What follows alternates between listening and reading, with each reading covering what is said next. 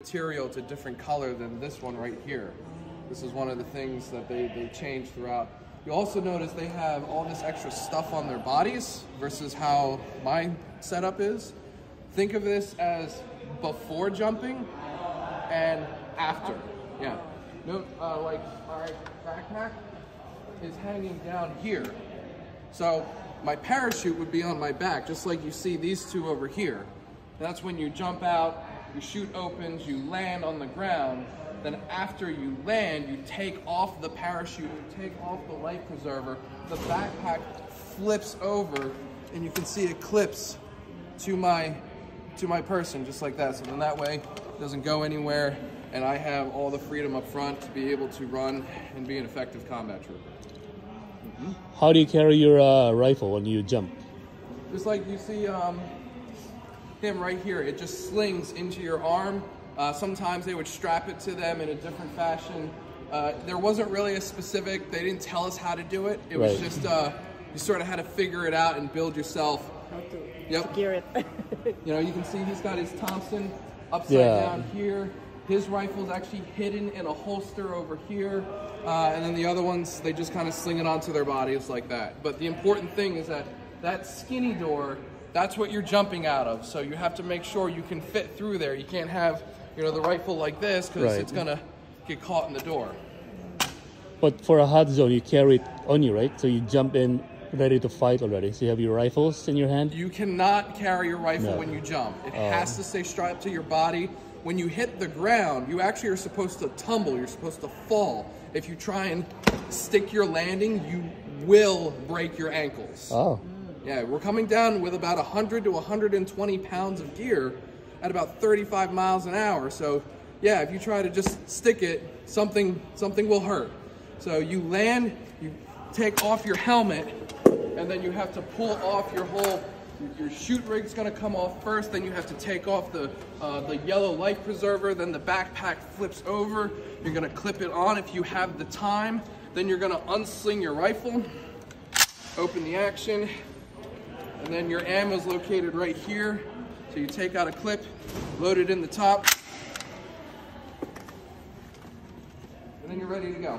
Your enemies are already there when you land. Well, these areas we're landing in are supposed to already be cleared.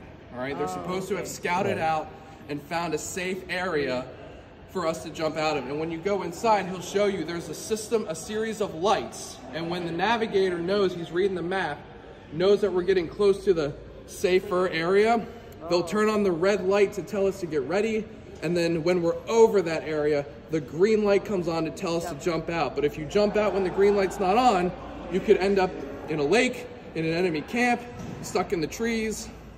You're kind of left to the mercy like that. So, an example actually right here, the circles that say DZ and then a letter, those were the safe areas to land in. So when they planned this big invasion from England to France for Normandy, they had prescribed areas that were supposed to be safe to land. Thank you so much. You gotta check the inside. Sure.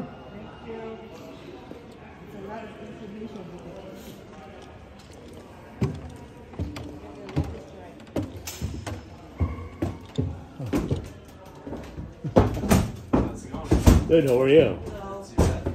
When you walk, just stick to the black panels on the floor, and if you want to have a seat, use the seats on the right side. Yeah. This was in service, right? Yes. Yeah. So this aircraft is our C-47 Skytrain. It's a cargo aircraft from the Second World War. This airplane can seat 28 passengers, 14 per side on the folding aluminum seats. They fold into the wall like you see on this row here, or come up to sit on like you all are currently using right now. We have straps in these bags here on the ceiling to do up to 24 of these hospital stretchers here for hospital missions.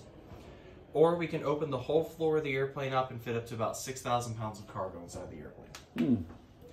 Now this exact airplane that you're sitting on, as you said, is also a World War II veteran. So this airplane dropped American paratroopers into France, dropped British and Polish paratroopers into Holland, and then towed a cargo glider like you saw on the other side of the hangar into Germany to help end World War II. After the war's end, this airplane was still in Germany at the time, and in 1948 it flew in something called the Berlin Airlift, which was the U.S. Air Force's first ever humanitarian mission.